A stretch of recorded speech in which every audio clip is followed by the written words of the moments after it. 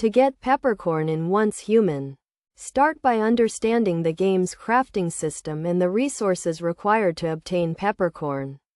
Peppercorn is a rare spice used in various recipes throughout the game. First, ensure you have a character with a high enough level and the necessary skills to access the areas where peppercorn can be found. The spice can be obtained by defeating enemies, opening chests, or purchasing it from vendors. Next, explore the game's world and focus on areas with a high concentration of spice drops, such as the Misty Forest or the Spice Caves. Engage in combat with enemies known to drop peppercorn, like the spice worms or the pepper golems.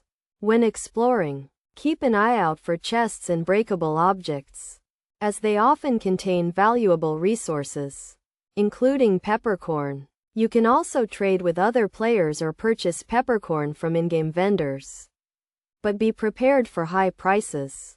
To maximize your chances of getting peppercorn, join a party with other players and work together to take down tough enemies and access hard-to-reach areas. Additionally, consider using items or skills that increase your drop rate or provide bonus experience points.